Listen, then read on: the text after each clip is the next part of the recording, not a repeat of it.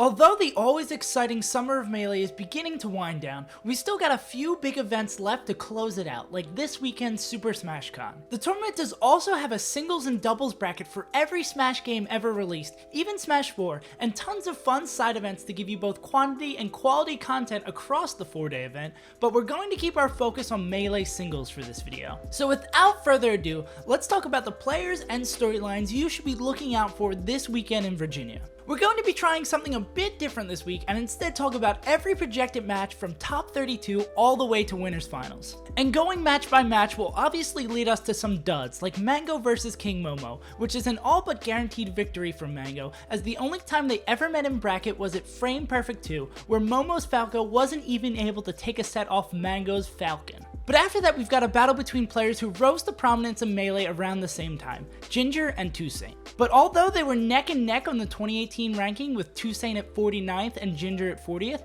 the Falco main has had an incredible year that has catapulted him up to being 18th best in the world, while Toussaint has stagnated at 44th. They last met way back in Full Bloom in March of 2018 in the midst of their come-ups, where Ginger barely clutched it out in a Game 5 set. So here at SmashCon, we'll get to see if the gap in gameplay between these two rising stars has increased significantly as well, or if Toussaint is able to push Ginger to his limits again. We then move down to Zayn facing off against Hugs, who was recently ranked as 50th best in the world, which is his lowest ever placing in his Melee career.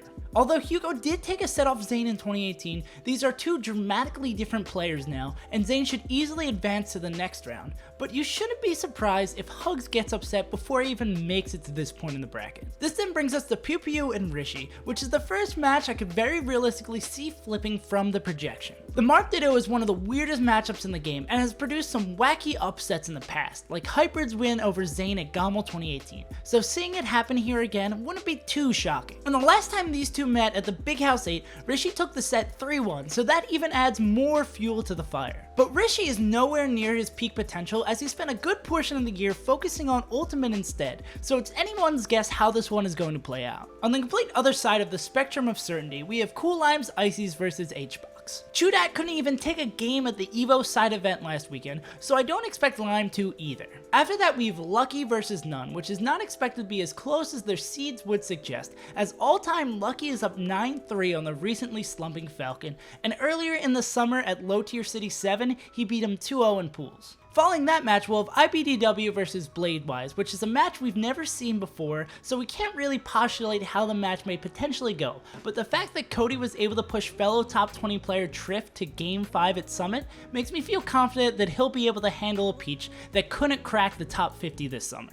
And a late addition, but Cody has been tweeting about having a medical emergency that may cause him to not be able to attend Super Smash Con, so we're going to keep that in mind moving forward. And although Jake and Shaken pulled in some impressive wins on KJH and Lucky so far this year, I don't think his Marth has a shot against S2J, who has been a constant pain in Zayn's side over the last couple of years. And now finally to something interesting, Axe versus Boyd. For those who may be unaware, Boyd is an Ices from northeastern Ohio who is currently ranked #1 on their PR, right above the Real Things Falco. The most important piece of info there is that he plays Ices, which have been the bane of Axe's existence for quite a while, with his losses to Bananas and Army this year severely hurting his potential claim of the best Melee player in the world. The pair faced off for their first and only time at Full Bloom 4 on a match that was unfortunately off stream, but was won by Axe in a most likely tight Game 3.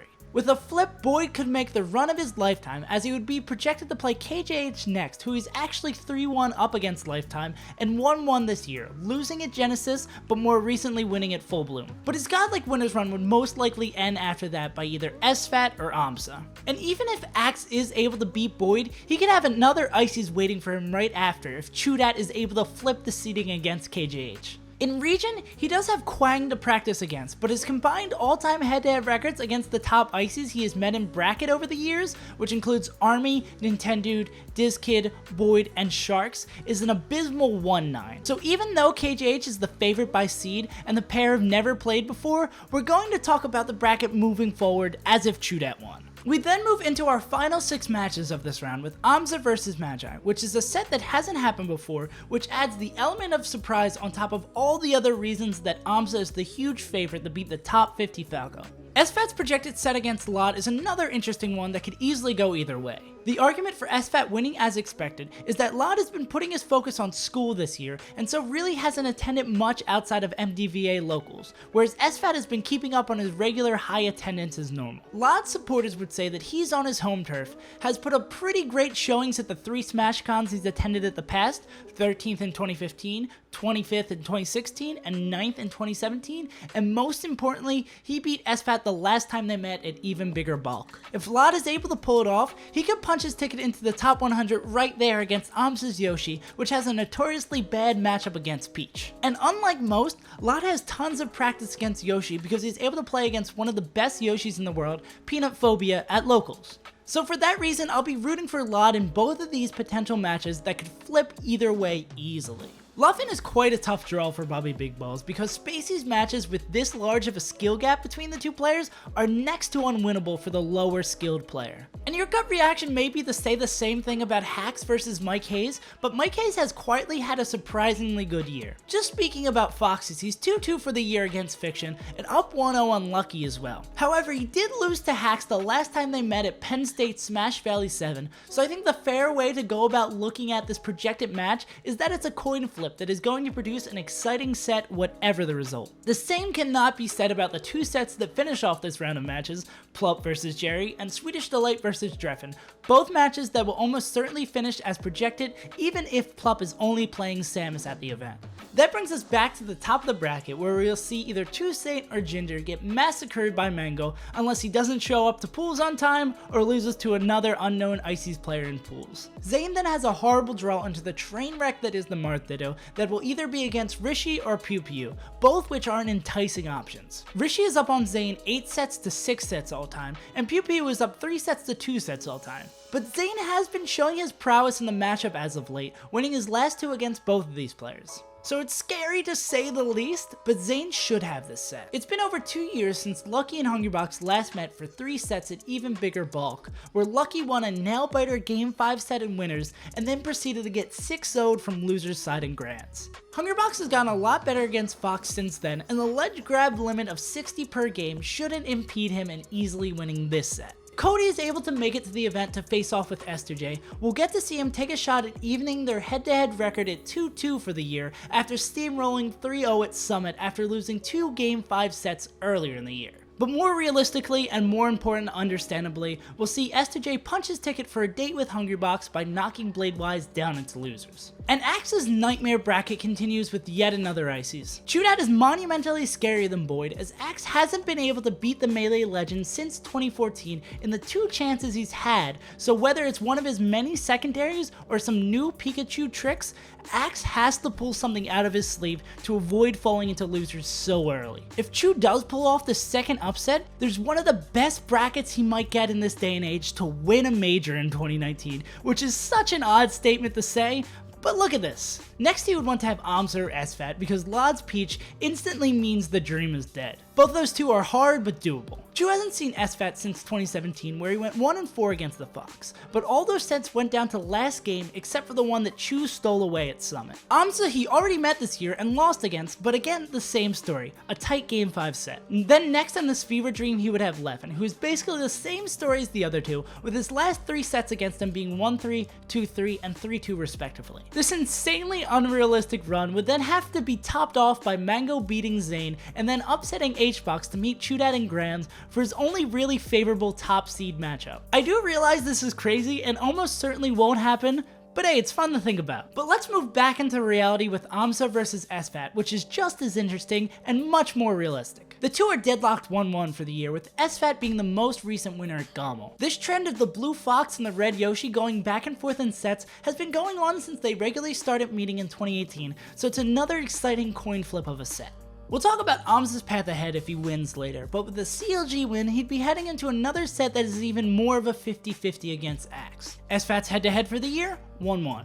SFAT's all-time head-to-head against the Pikachu? 16-17. So maybe he'll get the chance to even up the score here at SmashCon, and then proceed to get buried by Leffen in the set after. Speaking of Leffen burying players, Hack should be another Spacey that should easily be dispatched by the Swede, even with all the improvements Hax has been making recently with his gameplay. And wrapping up this round, we've got Plup Samus against Swedish Delight, which is a match we really don't have a recent or exact precedent for, but Plup is still arguably the best Samus in the world, despite not bringing it out too often, so that's enough for me to give him the nod here.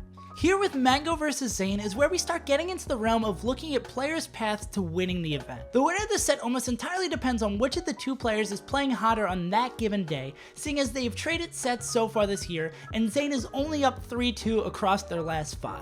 Zane also won the last time they played at Low Tier City this year. So with Mango being the slightly less favorite, let's look at what his run to first looks like now, which isn't too pretty. That's mainly due to beating Hungrybox being an almost near inevitability to winning Super Smash Con, who is down 1-3 for the year, only taking a singular set at Pound, where HBox later beat him in 2 straight sets to win the event. If he's able to beat the Pink Demon, which is a big if, and he doesn't have to face him again in Grands, Mango could sneak away with a win at SmashCon by playing hot against Leffen, who's also even on for the year, or Axe, who he basically threw away his last set against via a homie stock. Then down to HBox's chance for revenge against IBDW. Again, we're not going to spend too much time here due to the likelihood of Cody missing the event, but if the pair who is also surprisingly sitting at a 1-1 record for the year meet as well, I don't think Hungrybox loses against the incredibly talented Fox again anytime soon. The story of coin flips, which shows just how volatile and exciting Melee is right now, shows through again in the match between Axe and Amsa. It always hurts to see the two close friends having to meet up in bracket, but Yoshi vs Pikachu is a high-level matchup that we pretty much never get to see without these two meeting.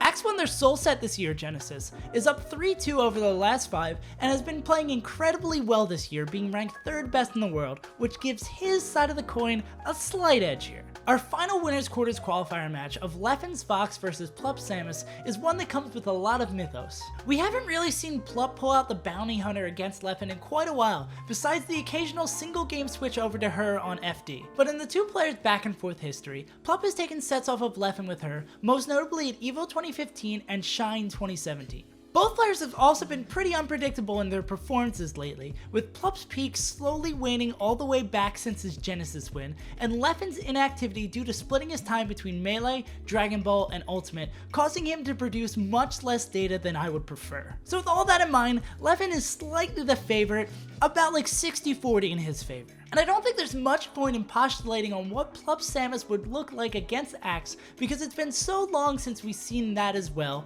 but I don't think he has the ability to win Super Smash Con with her, because he may be able to sneak a win off of Leffen or Axe, but I don't think he can do the same against Mango or HBox. But who knows with this year. And moving on with these last handful of potential matchups, I'm going to keep it as brief as I can, because we're going to be repeating a lot of the same stuff you've already heard. Over the last year or so, HBox Zane has gone from a match you see on HBox's path that you don't mind because it's just another easy win on his path to a real match, into Zane being one of Hungrybox's biggest bracket demons. The two have met an incredible 14 times in the last 2 years alone, with that gap shrinking being able to be seen in the drop from HBox's 7-2 lead in the head-to-head in 2018 down to a 3-2 lead in 2019. But those 2 wins for Zane came at the smaller regional Come to Papa, so the Puff's Pound win and 2 low-tier city wins put him as the slight favorite to win. We'll talk about all 4 permutations of winners finals after we touch on Axe vs Leffen, which is pretty much the exact same story. Axe was pretty much a foregone conclusion for Leffen for a while, but he's up 2-1 for the year, winning their last meeting in a Game 5 set at Smash Summit 8.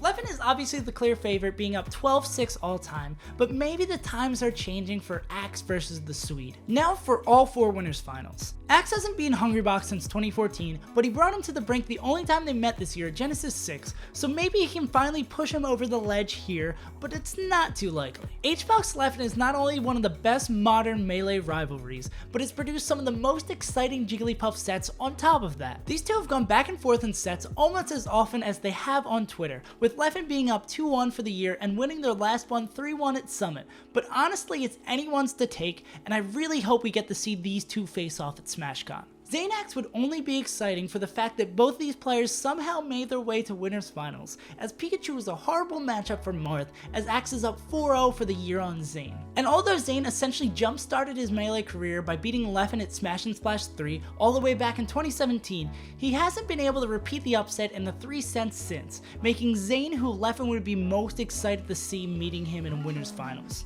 And that about does it for this video. I'd love to hear down in the comments who you think is going to win SmashCon this weekend, which upset you think is the most likely to happen, and also which player besides these 32 that we talked about that we should be keeping our eyes out for. Also, let me know what you think of this format for future Storylines videos so I can continue to fine-tune them in the future.